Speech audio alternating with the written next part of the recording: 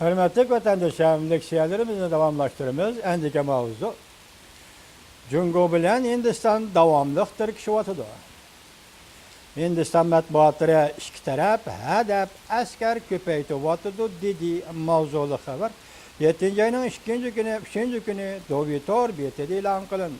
Haber mundak başlandı.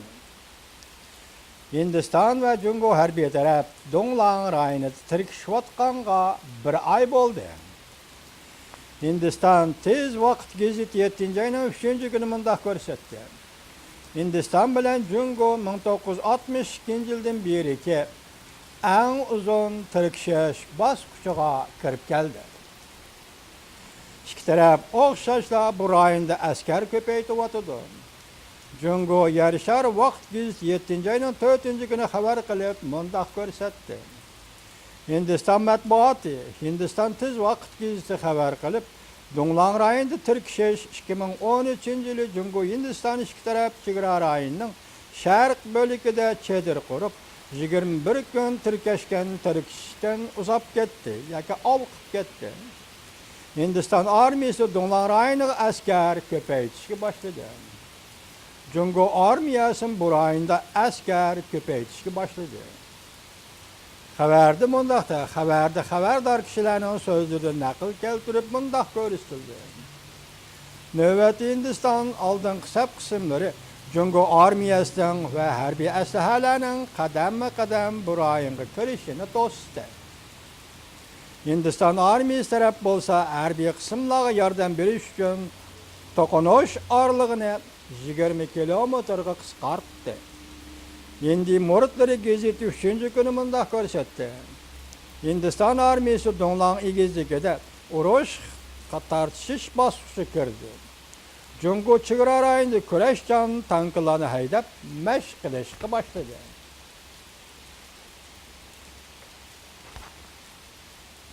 Hindiston Davlat Mudofaa ministri Hindiston 1962 yildagi Hindiston emas dedi mavzuli xabar. 7. ayının 2. günü Amerika ovozining Xitoy tili programmasi e'lon qilindi.